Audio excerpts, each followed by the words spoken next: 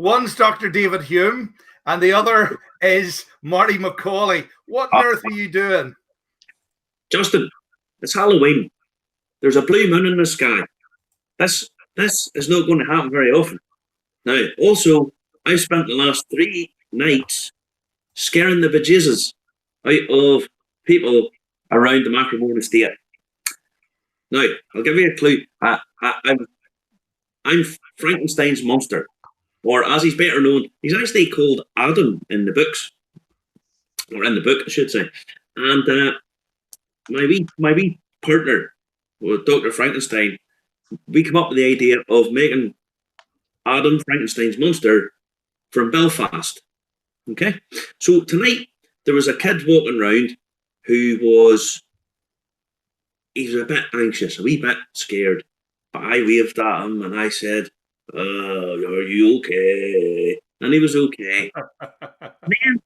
and then Dr. Frankenstein said, "I've used all the best body parts that I could find in Belfast." And I went, "What about you?" And the wee boy started crying. So I took from that he's more afraid of somebody from Belfast than he would be of an undead monster sewn together by a mad scientist. So we've got 2 fantastic guests tonight, Marty. We've got Dr. David Hume and Rob Curley. And we're going to be talking to 2 of them tonight. We are yes. Yes, but we're going to do the news first. So Rob's standing by for us there in Ballymena, and David's standing by us for us in Ballycarry. Gentlemen, say hello to everybody watching on the World Wide Web. Good evening. Hello. Good evening. Happy Halloween, everyone. Happy Halloween, guys. So you stay there for us, and we're going to do the news headlines. We'll be back with you guys in about 15 minutes and half an hour, respectively. So stay there for us. So Marty, what are these news headlines tonight for us? Now, this week in whiskey, Diageo have announced that they have opened the Glenkinchie distillery, again reopened, 2 days ago on the 29th of October. Now, they've opened totally new visitor experience. We'll get to that in a little minute. But this is part of a £185 million tourism experience across all of the Diageo Scotch whisky brands. Now, the experiences, the new visitor experiences, include a flavour experience, a flowers and cocktail class, a whiskey in the wild, and a warehouse and cask tour. Now, to give you an idea, Diageo distilleries in Scotland include Marty, Galila, Talisker, Agavullen, Learathal, Duchwinny, Royal Lochnagar, Mortlach, etc., etc. Now, Barbara Smith, the managing director for Diageo in Scotland, said, "The opening of the wonderful new visitor experience and garden at Glenkinchie is the first step in a £185 million investment in whisky tourism in Scotland. We are acutely aware of the difficult times many people are going through, particularly our colleagues in the tourism and hospitality sector. We know there's a long way to go and a lot of uncertainty ahead. Still, we believe in the resilience of our business and our communities, and we will be doing all we can through our investment to sow the seeds of recovery and future growth." Now, part of this is 4 of the Diageo-owned distilleries, Glenkinchie, Cardew, Colilla and Clynelish, will form part of the Johnny Walker experience and represent the 4 corners of Scotland. Now, as we've talked about before, Johnny Walker is the biggest selling Scotch in the world by a considerable margin. This to me just shows the commitment and the confidence that a company the size of Diageo has in coming back. This year has been a total write-off, but the fact that they are continuing with this 185 million pounds, shows that they have the confidence that it's all going to bounce back. Now, the Johnny Walker experience is 4 distilleries that goes into the blend of Johnny Walker. It's to me, this is very welcome news. I mean, the likes of myself and yourself, Justin, we work in the tourism industry, and the fact that they're saying that this is going to bounce back it cheered me no end. It also comes on the back of this week that Bushmills announced some voluntary redundancies. Now, it's not good. That's not good at all. Voluntary redundancies are not compulsory, but I think Bushmills, Jose Cuervo announced record profits this week as well. I don't want to dwell too much on this, but I think Bushmills, don't be too hasty. Don't be too hasty, you know. But we live in hope. We live in hope. Okay, what else has been happening this week then? Now, Cheshire Police have reported that 3 lorry loads of whiskey was stolen from a distribution centre in Birchwood in Cheshire. The heist at XBO Logistics involved the theft of 3 HGVs and a large quantity of alcohol. It happened at 6:30 a.m. on October the 21st, Wednesday. All 3 HGVs and 1 trailer were located a few hours later at an industrial estate in Middleton. Anyone with any information is advised to contact Cheshire Police quoting the incident number IML 832823, or they can contact me via direct DM me or Justin. Don't be doing that. We don't want roped into it. I'm only being a law-abiding citizen. I don't know what you're reading into this, but 3 HGVs full of whiskey have been stolen just before Christmas. So I've quoted the incident number, and so anyone with any information, feel free to contact me, or on second thought, maybe the police. So we'll move on. Now, this week saw the launch of Beausaw Straight Bourbon Whiskey. Now, is this it? It is. There it is there. Small batch bourbon. This is a release of bourbon from a Belfast company. Kirker and Greer, who we've mentioned before, and if you're ever in Belfast, going down beside St Anne's Cathedral, you'll see the old Kirker and Greer building. The Beausaw Straight is made in a North Kentucky distillery. We're not giving away where it's made. From 75% corn, 21% rye, and 4% barley. Matured for 3 years. Now, Kirker and Greer are part of the Drinksology Group, and they are an independent bottler and blender. Now, as I say, they're based in Belfast, but I like this. I've said before, I'm not a massive bourbon fan, but the fact that a Belfast company is bringing a bourbon to the UK market, to me, I like this because it shows that it's not just Irish whiskies that it's focusing on.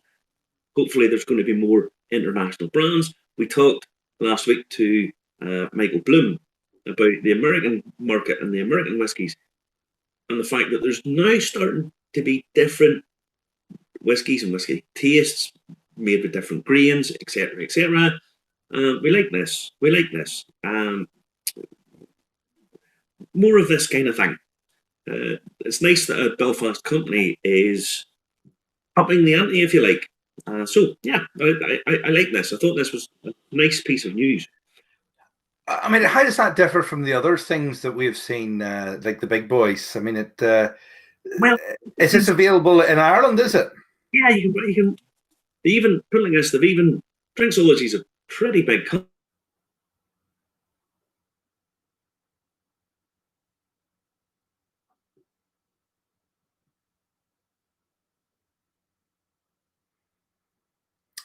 We seem to have lost Marty tonight. The internet seems to have forsaken us. Marty will be logging back in, and coming back on at the very minute. Marty, can you hear us? I can, Justin. You've just come back into the shot. I think the internet's under pressure tonight with everybody at home for Halloween this time of the year. So, where were you? You were telling us about Bosaw being from Drinksology. Yeah, Drinksology. I said that Drinksology are they're a big company, but they're in some ways taking on the big boys because the American whiskies, you know, your Jim Beams, your Maker's Mark, these are the traditional sort of bourbons, and for a Belfast company to start bringing over their bourbon, yeah, I'm impressed by this. I think it shows ambition. And we've got one final story tonight, at least, don't we? We've got two more, Justin. Two more. Two more, yeah. Kirker and Greer, the Shamrock whiskey. That's your Kirker and Greer symbol from many moons ago. So, I mean, this is a reinvented company that's come back. Now, we pretty much always feature an environmental story, and this week's no different. An innovative company called Celtic Renewables has launched a crowdfund to raise investment for its tech to convert unwanted low-value biological material into high-value renewable chemicals and sustainable biofuels and other commercially and environmentally valuable commodities. Using the leftovers or draft or pot ale from distilleries. Now, Professor Martin Tangney, OBE, the founder, hopes to re-establish acetone, butyl and ethanol fermentation process, and bring it on a global scale. Now, the money raised from the crowdfund will go to building Scotland's first biorefinery, and it will produce 1 million litres of sustainable biochemicals annually from 50,000 tonnes of organic waste. Now, the professor has signed deals with distilleries such as Tullibardine to process their waste products. Now, on the crowdfund page, Crowdcube, £2.1 million has been raised so far for a target of 1.75 million. Now, over 1,000 people have invested, but there's 26 days still left to invest. Now, this company has won awards from Shell, the Royal Chemistry Society, Green Energy, Biotech, Scottish Enterprise, Low Carbon Championship in 2014. So they're going to take waste products that sometimes were made into animal feed, and they're actually going to turn it into a fuel and other chemicals that go towards the cosmetic industry, etc., etc. Now, this is good news. These are chemicals that we use in everyday life, and basically from a waste product, he's going to take the waste from the whiskey distilleries and turn it into something useful, something low carbon, etc., etc. What's not to like about this, you know? And it's nice that so many people are getting behind it, you know? Now, this is the last story, but I have a couple of little things at the end as well. This week, Dingle Distillery, our friends down in Dingle, have launched its Descendant Cask Ownership Programme. 100 casks are up for sale to individuals, groups, business, etc. And each cask will be filled with spirit, and buyers will have the choice of bourbon, port, Oloroso, or Pedro Jimenez. These will be first fill casks, matured for a minimum of 8 years in Dingle. That all comes as part of the price. For your money, you'll get your cask, you'll get annual samplings, a bottle of the annual single malt release delivered to your door, access to the distillery, 15% discount in store. Your cask is yours, so you'll get to keep it at the end. You'll get access to Graham, the master distiller down there, for advice. And in 2028, the descendants will be invited to the distillery for a gathering. Now, the kind of hard part of the whole thing, Justin, prices start at €10,000. Now that's for a 190-litre bourbon cask. Wow, that is Yeah. yeah.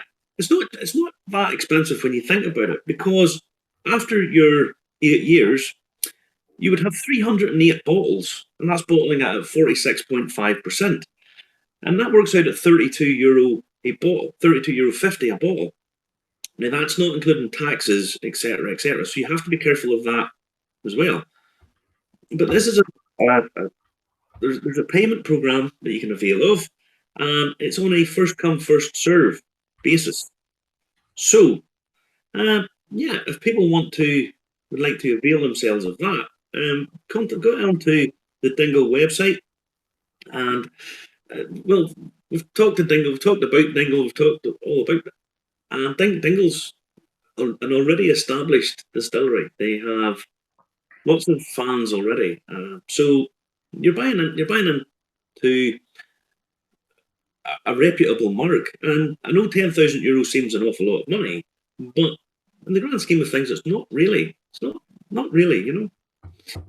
Now, I just want to say about a couple of other Halloween bottlings. Woo, Justin. Now, these are both Americans, but I kind of like this. From the Southern Tier Distillery, they're bringing out a pumpkin whiskey.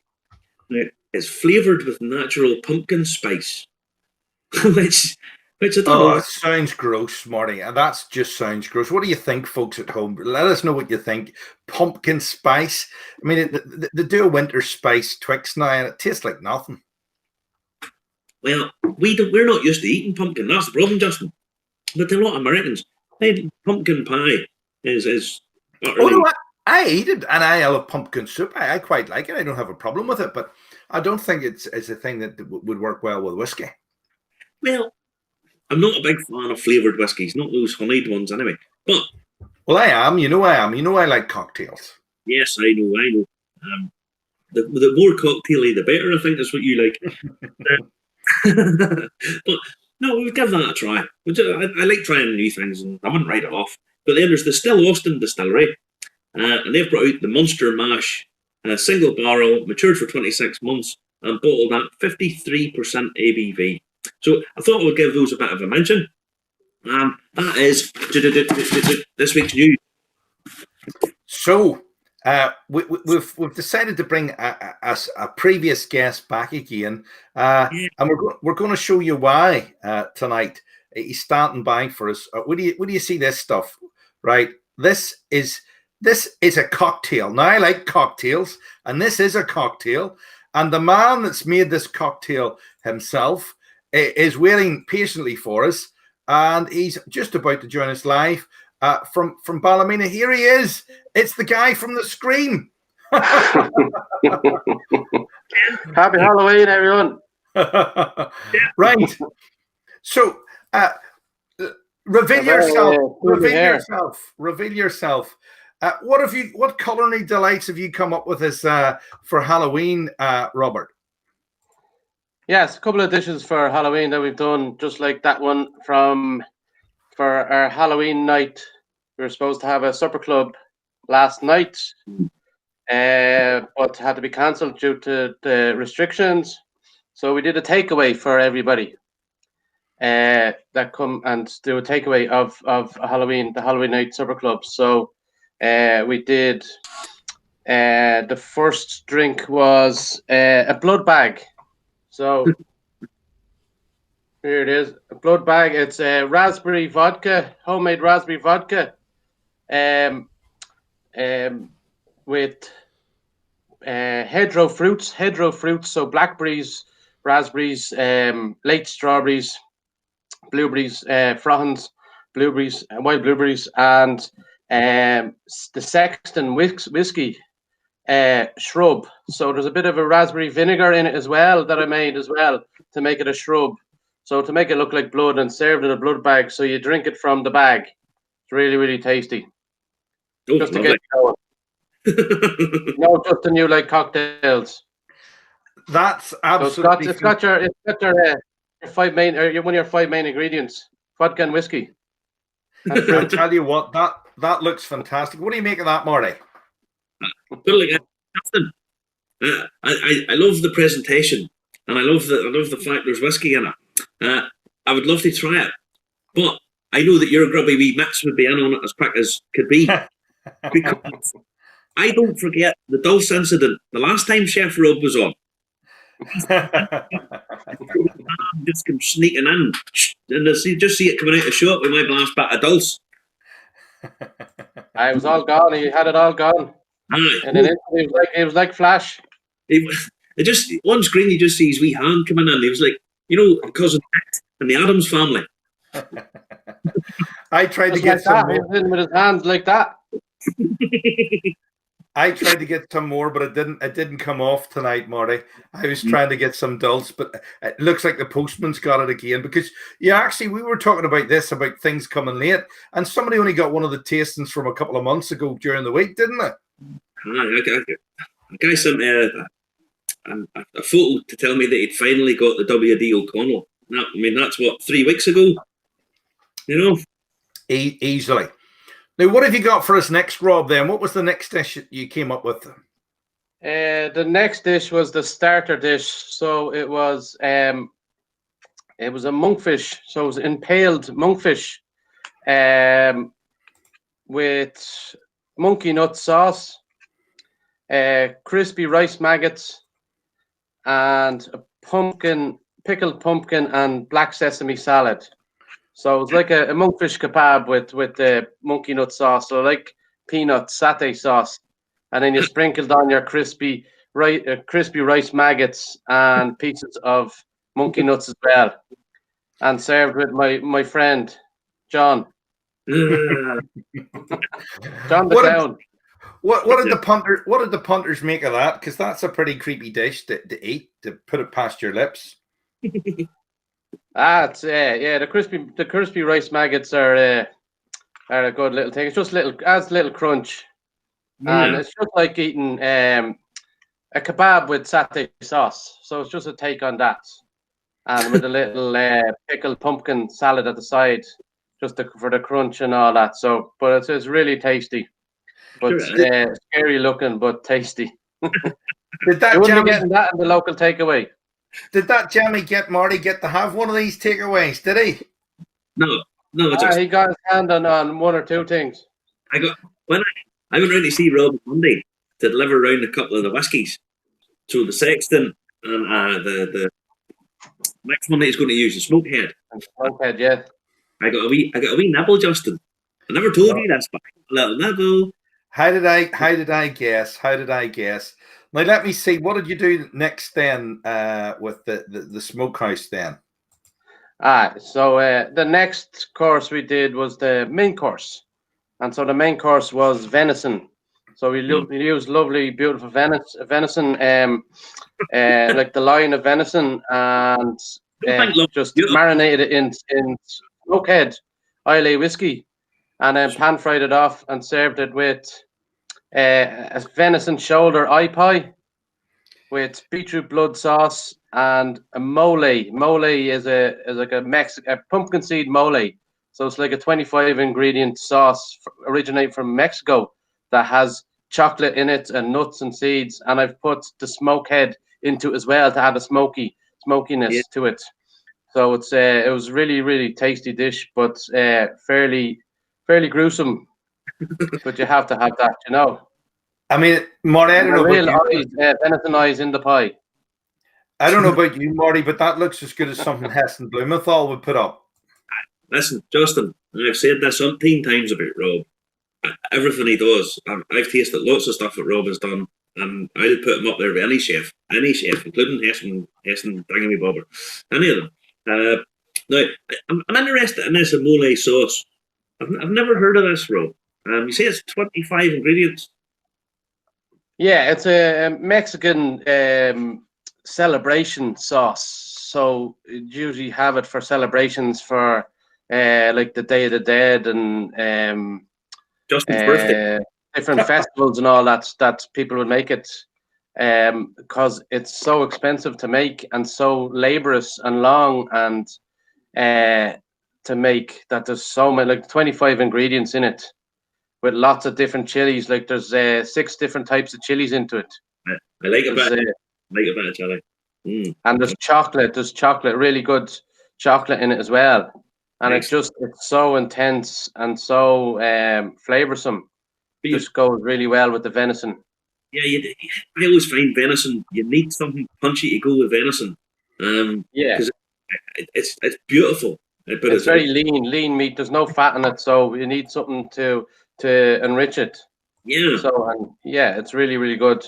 Beautiful. And then the beetroot blood, then just the earthy flavors of the beetroot just cut through it as well. That just add to it. Yeah. And then you have the nice crispy venison eye pie, with the soft textured braised meat inside, and then crunchy eyeball on top. hideous looking. People say people are saying fantastic things. Now, and then you have the snake that is because of smokehead and the smokehead whiskey. I was using that to flavor, to marinate the venison and to put into the mole. So you got a little smokehead and like a little snake head on the side of the plate as well, just for decoration. I do have to say that smokehead Isla, it's pretty good. It's pretty good now. It's good. It had flavors and notes of chocolate in it. Yeah. So I really like that. It adds a little bit more into the mole sauce. Yeah. Really, really good, and add just a little smokiness to the venison as well when you're marinating it. It was good, nice whiskey. Really, not too peaty, not too peaty in the smoke, and then just the background of chocolate in it. Yeah, and it's got a nice balance to it. I bought it. I bought it basically for Halloween. I mean, obviously the sexton. If anybody doesn't know, the sexton is the guy who guards the graveyard. David Hume will be interested in that. And I picked the smokehead because, well, the branding on it, that's Halloween all over it. So that was essentially why I picked the two. But the sherry cask sexton is really quite sweet. So and we've talked about it before. It's very good. And I kind of thought maybe the smokehead would be a little bit gimmicky, but it's not. It's a decent Irish single malt. It's good. It's not as strong as Lafrogue. No, it's different. At all, but it does carry a punch, and it's a good little smoky number for the venison dish. Really good. Yeah.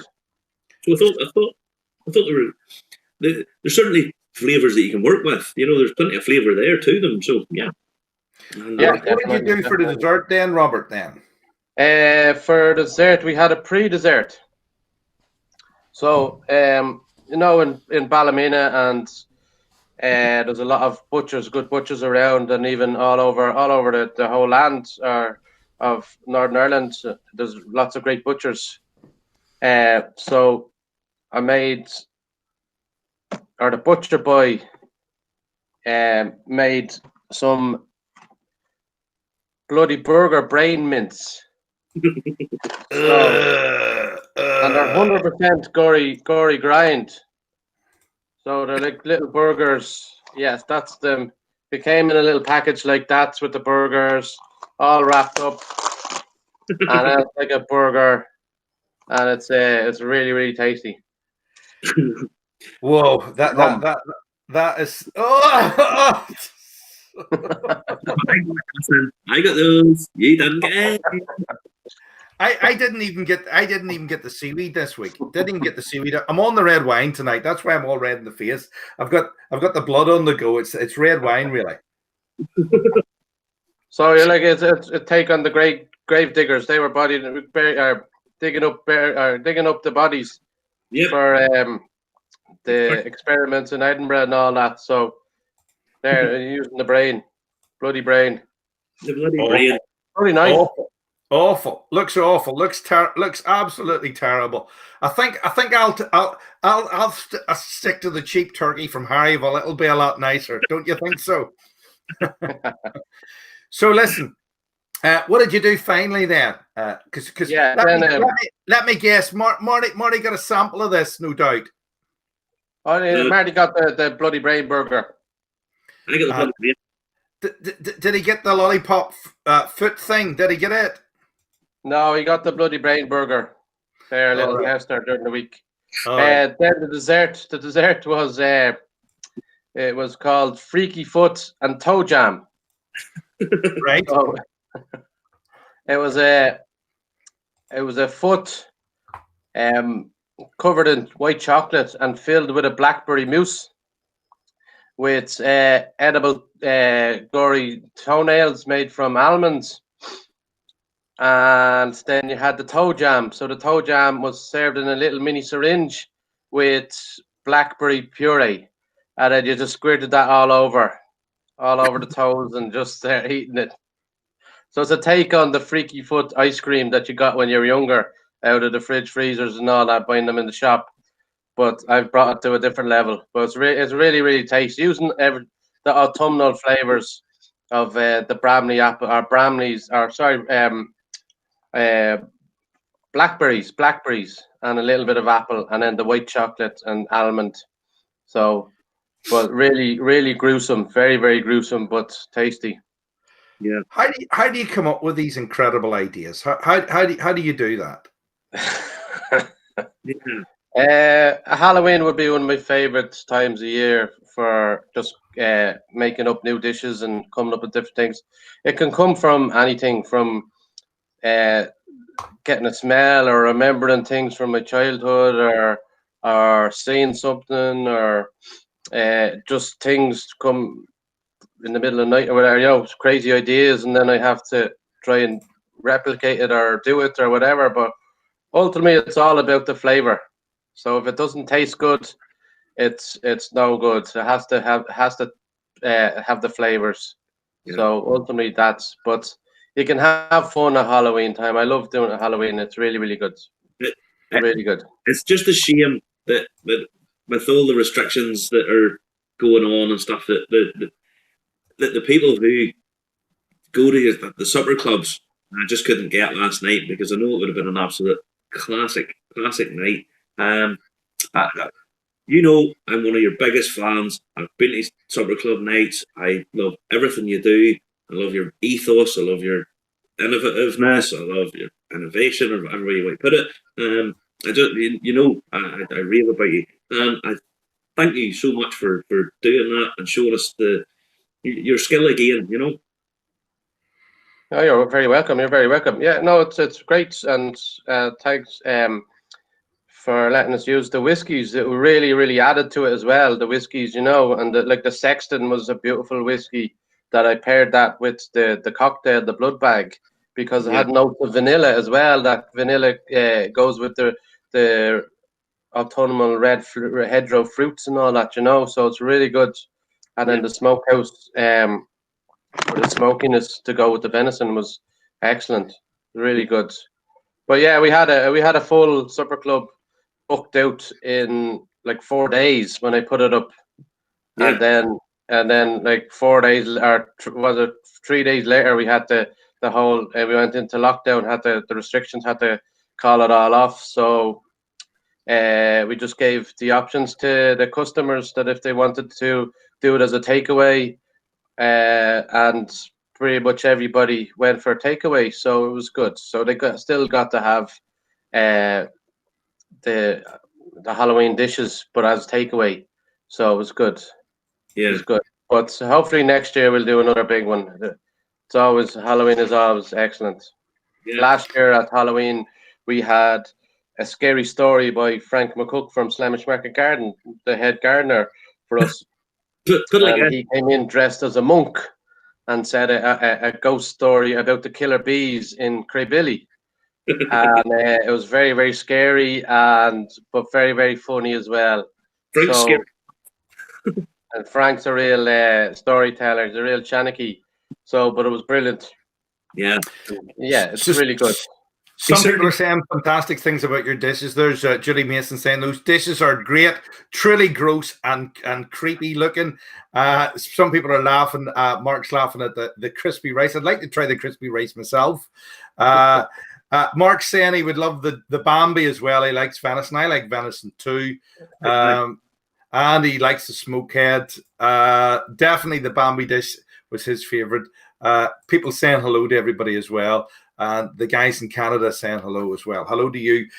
Good evening as well. So we'll hope the Slamish Market Supper Club gets gets an outing before Christmas. Then we certainly do. Yeah, we hope so. We hope in maybe the next couple of weeks, if we can, the restrictions lift, that we can do another supper club. So I hope in the next supper club, it's a bit of an exclusive. We're going to try and do a tapas night. So a local tapas night using the fantastic produce that we have, and make a tapas night maybe. And then we'll have Christmas time. So Christmas time is a good menu. So it's all the flavors of Christmas without turkey and ham. No turkey and ham, I'm afraid not. I remember you getting all the people in Ballymena, no turkey and ham. Yeah. Last year there was a trip with Facebook where you're no turkey and ham. Yeah. That's the staff. The staff do.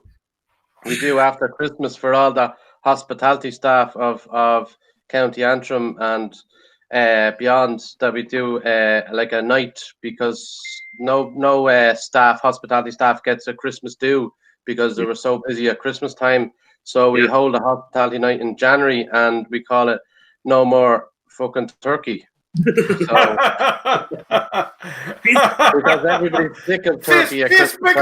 Facebook will be killing us. Facebook will be killing us with profanity. They banned me from it last year. They wouldn't share it on me. It's unbelievable. They probably thought you were a really good night. So it gets all the different businesses. So we had businesses from Rathlin Island, Ballycastle, Belfast, Mahara, Macarfelt, all over County Down, Bushmills and all that came, from pubs to hotels to restaurants, everywhere that came for that night. So it was a really good night. Yeah. So we're hoping restrictions can be lifted and people can have more confidence to come out and enjoy good food and in a safe way. It's all done really safe. That we do, and all the restaurants and hotels are very, very safe. With all the restrictions in place for people just to have a bit of a normal life at the moment, and that's what everybody needs, is just a bit of normality, of just having nice food, a nice drink or whatever, and just trying a little bit of normal, in these crazy times. Yeah, it'd be nice to try and get back to a bit of normal now. Definitely would. Yeah, excellent stuff. So we've another guest waiting tonight to get through to Marty. This is getting like the Rand Turbiddy show, or what should be the Late Late Show, but isn't, because it's no good. So we'll have to wait. We're waiting for Dr. David Hume. He's waiting in the wings. So we'll say bye-bye to you. And Dr. David Hume has just appeared to your left. Bye-bye, Rob. And say hello to Dr. David Hume. Good evening, Dr. David Hume. How are you tonight? Evening. Hi, Jason. How are you, Justin? I'm not too bad. So you have this new book out that Marty wanted to introduce to us, and you literally just got a copy in your hand yourself. Yes, it just arrived during the week. Always an anxious time when you have a book that you're waiting for, and particularly at the present time, of course, when it's all a bit up in the air about bookshops and so on. Thankfully, they're still open. So book has arrived. It's Tides of Time. It's called A Coastal History of East Antrim. So looking at the coastal history of the area from Carrickfergus right up to Carnlough and everywhere in between, really. Would there be any smuggling in this, David? There's a wee bit of smuggling in it. Smuggling isn't the major thing in it, but it does mention about the smuggling. And Island McGee particularly was an area that was well known for smuggling in the past. Never. Yes. So plenty of smugglers' caves there, and a lot of activity that would have gone on until about the 1820s. Certainly the late 1820s is about one of the last recorded incidents of a smuggler vessel being seized by the revenue men. Yeah. Quite a story. Yeah. Now, the revenue men is one thing, David, but it's the resurrection men that we want to talk about tonight. Yes. For anyone who doesn't know David, I'll just give a little introduction. David does a BBC radio show called The Long and the Short of It, where him and a man called Tim McAuley, if you know Tim McAuley, there's lots of people from all over the world listening to this show, so I have to explain this. And they take an item of history and they debate it from two different angles, and it's very good fun. It's fairly light-hearted and humorous, but very informative, and they always try and compete. For anyone who's not sure, Tim McGarry's quite a tall gentleman, and David's not. That's probably a good way of putting it. Last year, David did a BBC radio broadcast on the Resurrection Men, the Bodysnatchers, and he focused a little bit on Burke and Hare. And I'll let David explain a little bit more, because Burke and Hare weren't actually body snatchers. They were a bit more innovative than that. Yeah, well, Burke and Hare, very interesting that they come in the same period, of course. And the Bodysnatchers was all about the need for bodies for medical research, for the medical institutions, of course. So the Resurrection Men, or the Bodysnatchers, would have looked around for news of people who had died, that have then tried to exhume those bodies from coffins in the cemeteries, and ship them across, in our case, from County Antrim across to Edinburgh, which was the nearest school, particularly Robert Knox's school in Edinburgh. So that was just a very bizarre and amazing story in its own right, very macabre industry that grew up. And then Burke and Hare come along, and they take the thing a little bit further. They raise the bar quite a bit, because yes, they cut out the middleman, and it starts off with an old gentleman who is a lodger in Hare's tenement in Edinburgh, and he becomes ill and dies.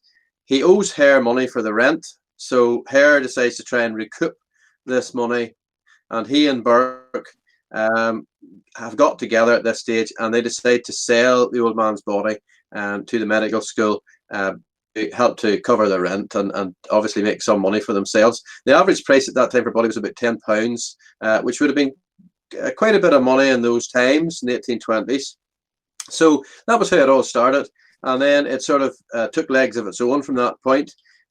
They decided that there was other people around that might have been not too well, and they might hasten their departure and get some money as a result of this. So in total, there were about estimated to be 16 murders were committed by Burke and Hare. They were serial killers, and they were finally brought to book, or certainly Burke was brought to justice once a lady called Mary Docherty was the last victim. She was in the tenement too. She was renting a room in the tenement. It wasn't the sort of place to go and rent a room, by all accounts, particularly if you weren't feeling too well. It wouldn't go down too well for you. But another couple who were there were friendly with her, and they thought they heard her screaming as they were going out of the tenement. When they came back, they looked for her and couldn't be found. Burke and Hare professed that they had no idea where she was, but they did search the house, and this other couple found this lady, her body at any rate, under the bed in one of the rooms. So they then decided to go and go to the authorities about this. Burke and Hare very quickly took the body from the tenement, and the way that they had done before, they went to the medical school and they sold her. But of course, the authorities were then onto them, and the medical school was inspected. The lady's body was found, and that brought the two of them into jail effectively. Probably nothing would have happened. It would have been very difficult to sustain a case over Burke and Hare, because all the evidence was gone, and in most cases they had suffocated people, so there's very little evidence of how people had met their deaths in any case.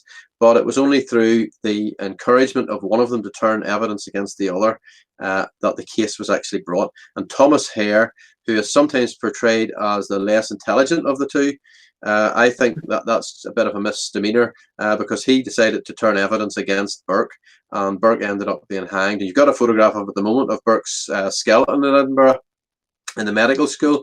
So he was hanged, and as was the case at the time, if someone was hanged for murder or very serious crime, then their body was handed over for medical research. And that's how the whole situation had started in the beginning, because there weren't enough bodies from serious crime going to the medical schools, and therefore there was a demand grew, and that's how the whole industry grew. And Burke and Hare just took that to, I think Robert talked about taking his cookery there to a different level.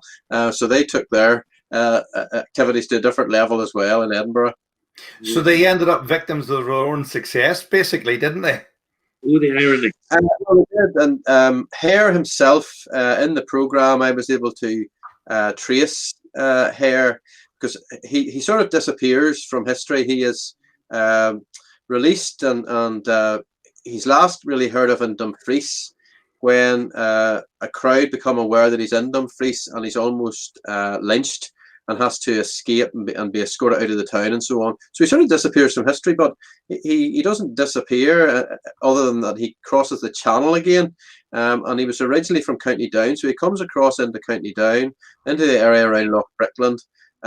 He's not well received there. He and his wife and child are there at that stage. And there appears to have been some division then between the wife and Hare. Eventually, Hare ends up living on his own in Kilkeel. And a couple of people in Kilkeel told me how the older generations used to try and scare children. If they wanted them to come back into the house at a certain time, they would tell them that if they stayed out too long, Hare would get them. And this was Thomas Hare, who was living down near the harbour at Kilkeel when he came back again. He died in the workhouse in Kilkeel, and he was buried in a pauper's grave as well. So ironically, he ended up in an unmarked grave. And Burke ended up he's still in the museum or in the medical museum in Edinburgh. A skeleton is at any rate. Do we know what whiskey was used in this? Do you reckon it makes a difference with whiskey the people were pickled in when the bodies were removed back to Scotland? Well, that's another story. I mean, the story about full-bodied whiskey is supposed to come out of this whole period. I mean, whiskey or alcohol generally was used probably as far back as medieval times to preserve bodies or to slow down decay effectively. Lord Nelson was famously put into a cask of I think it was brandy he was put into, but rum would have been more usually used in the Navy. And Colonel Edward Pakenham, who was the officer associated with the Battle of New Orleans, he ended up being shipped back across the Atlantic in a barrel of rum in order to preserve him. And I've come across a grave at Cairn Castle where a person there had died in India and appeared to be buried at Cairn Castle. So something must have happened along the same lines in terms of trying to preserve the bodies. It's more likely that barrels were used just to contain these cadavers or bodies as they were being shipped or attempted to be shipped across to Scotland. And I have to say that probably you're dealing here with the east coast of Ulster, so a lot of Ulster Scots around. And as far as putting dead bodies and sending them across to Edinburgh, they probably thought it would be a waste of the whiskey to do that with the whiskey. So there aren't too many accounts of seizure of barrels or trunks, but there are a few, and they do not mention anything liquid like whiskey being used. Just people being put into these barrels, and it's reckoned that up to 6 people could be crammed into a barrel because, of course, it didn't matter if you broke their legs or arms or so on; they were just crammed in and then attempted to ship across. So that's the story about the whiskey, Justin. So where can people get their hands on your book then? Well, my book will be in a number of venues. It'll be in the Book Nook in Larne, the Rinka in Island Magee, Beatty's in Ballycarry, and the Gobbins Cafe Shop or the Gobbins Centre in Island Magee, and also the Secret Bookshop in Carrickfergus as well. And there might be a few other bookshops adding to that. But if people go onto my website, The Own Boy Hume, if they send me a wee message, I can advise them of where the book is available, and it can be ordered online through me as well too if they're not near any of those. I know I think that Ballycarry and Magee are sort of the centre of the universe, but if you're not near those areas and you want it posted out, we can arrange that. Okay, wonderful stuff. Marty, have you any more questions for Dr. David Hume, MBE? I always have plenty of questions for David because he is a fabulous historian, and he always makes things interesting. And whenever he discovered Hare's grave, I mean, he discovered this, and I think he's sort of making he's sort of passing the fact that he found out that that's where Hare was buried. And And I mean, this is a famous story, certainly told in Edinburgh tours all the time. It's a world famous story. And David uncovered where Hare was buried. I just want to thank him for coming on the show. He did it at very short notice, and thank you very much. Well, thank you both very much for having me on the show. It's been a pleasure. No problem, David. I'll be in touch about having you on the radio because I'm doing the People's Parliament this week on the radio. So I'll talk to you when we get into November proper. Thank you very much. Thank you, Justin, and happy Halloween to everybody. Happy Halloween. Happy Halloween. Happy Halloween. Now, Marty, where were we? I don't know, Justin. After all that body snatching and imagine sticking 6 people into one whiskey barrel. That's pretty rough stuff. Pretty rough stuff. This is what people are saying about this. Julie's saying, really enjoyed hearing that history. Yes, it'll be new to you, but it's not new to us. The computer just did something on its own there. I don't exactly know what it did, but it did something on its own. There you go. Michael Matthews is saying that would be a first film cast then with the bodies with the broken arms in it. Patrick Connor's asking, where did you get that costume from? I was given it at the Macartney estate. Whenever I even scared a dog yesterday. I even scared a wee dog. I thought I was going to get bit, so I was hiding in a bush, hiding in this bush, and I jumped out, and the wee dog leapt in the air and ran behind its owner, which I thought I was scared I was going to get bit, but it was good. It was very good fun, hilariously funny. It is the Macartney estate. We can show what it looks like here. This is what it actually looks like. It's a very beautiful place. It was the McGowl Hogs. We should have kept Dr. David Hume with us, but we'd had another show about the McGowl Hogs original residence, and then it's been an old people's home, a hotel, an old people's home. It's the headquarters of Forever Living Products as well. But it's now a luxury wedding venue, and you can stay there if you have an event on or you have a wedding on there as well. So, Marty, we've got about 8 minutes left tonight. What have we missed out apart from saying people are saying £60 a barrel then for the barrel? That was a cheap transportation. This was in the beginning of the 19th century. Yeah, £60 would have been a considerable amount of money. If you ever get a chance to go to Edinburgh, there's a bar called the Burke & Hare Bar, and it's actually a strip club in Edinburgh, down near the Grassmarket. But there's actually 3 strip clubs just hold it round. And that is known locally. I wouldn't know what you're talking about, Marty. I wouldn't know what you're talking about at all. But locally, it's known as the Pubic Triangle. So that's 3 strip clubs. That's quite funny. But no, the Burke & Hare. If you ever get a chance, go and see. You can go and see Burke's bones. They're in the Surgeons Hall. Give us a quick recap. What were these whiskies tonight that you actually used here in these things? Because we didn't go into them in detail. And it is a whiskey show after all.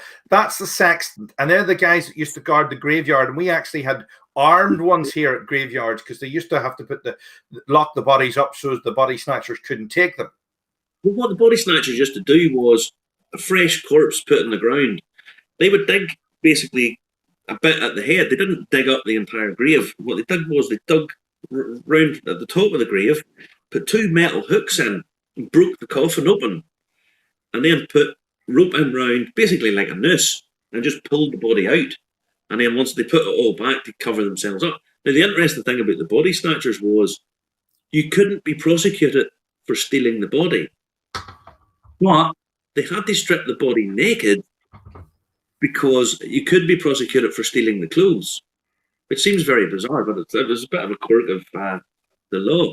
But so that was the sexton. Then we had Smokehead, Islay, single malt. I'm not exactly sure where this is from. It's from Islay, but I'm not sure what distillery it is. I haven't tasted enough of it because I haven't really taken a huge amount out. But it's very nice. It's very nice. Well worth having a go at. Yeah. Smoky Ones seem to be back in. A lot of people were asking you questions about Smoky Ones on the YouTube page. Remember, folks, to go to Irish Whiskey Review on YouTube and add us there. Subscribe, hit the bell. It doesn't cost anything. It's free. Just be logged in when you click the button, and you'll find out whenever Marty puts up anything new. Black Pits. This sounds a bit dubious too, Marty. Do elaborate. That's it's an Irish peated from the Teeling Whiskey Company. So I reviewed that this week on the YouTube channel. I'm a bit indifferent to it, if I'm totally honest. It's not the best that Teelings do by a margin, but well worth trying. If you like peated whiskies, give it a whirl, see what you think. But I wasn't blown away by it, to be honest. I wonder what everybody's been doing for Halloween. Has Halloween been adversely affected where you are in the world? Do tell us. Always type in the comments here. We can put them on screen. We've got about 5 minutes left tonight. If you want to say anything to us, make sure you do. Remember, on Facebook as well, you can comment, like, and share, and hit follow us on there, and you'll see when anything new comes up. There's been people all over the world watching tonight. An awful lot of people. I've tried to put all your mentions on screen as well. People like Dale McDonald saying Happy Hallows Eve. It's actually Halloween already here. It is Halloween already here. It's Old Hallows Eve. It's Halloween, isn't that right? Is that the day before Halloween, Marty, or is that tomorrow? Yeah. All Hallows it's All Saints Day tomorrow. That's so right. This is Halloween is the day before. Yeah, Halloween actually comes from Ireland. The whole idea, the whole concept of Halloween comes from Ireland, and it went across to the US from here. And it's sort of funny because it went all the way from Ireland to America. And like the good people of the US normally do, they get things and they just shake them to death. They make them much bigger and bigger events and celebrate them harder and put more effort and money, etc., into it. So then it's all sort of come back now. I mean, up in Derry/Londonderry/Maiden City, whatever you want to call it. I mean, they've voted as one of the best Halloweens in the world. I must admit, I've been in Vegas for Halloween, and they do like to shake things to death there. Isn't that true? Yeah, very true. Love anything pumpkin. There you go, says Julie. Now, that was some week. A double-headed guest this week. What are you thinking of doing for next week? I haven't a clue, just we've got a guest next week. I have a clue. We've got a special guest next week. We've got a man who, well, he teaches whiskey. He teaches. He taught me the very first course I ever did on whiskey. So I was talking to him during the week, and he's. There's nothing that he doesn't know about whiskey. Okay. Nothing. So we'll maybe have to ask him about this Renaissance and smoky whiskies, because there's a William McLennan saying he tried the peated this week, the Dunville, and he liked it. And actually, Mark saying he got the 18-year-old Teeling Renaissance and he liked it. Yes, the Teeling Renaissance, the 18-year-old Teeling Renaissance is exceptionally good. The Black Pit, it's not their best offering, but to be fair, it's a peated whiskey distilled in Dublin, and it's slightly that it's different than lots of other ones. Just not for me. It's my taste. I'm not overly keen on it. If I'm honest, 3 Crowns peated that William was talking about there, the peated from Dunville's, I'm not a huge fan of it, to be honest. I think it's out of the premium stuff that the Dunville brand does. For me, it's not my favourite. It's not my favourite. It's probably my least favourite out of them. But I tried. There's a review of their Paolo Cortado single cask offering coming up next week.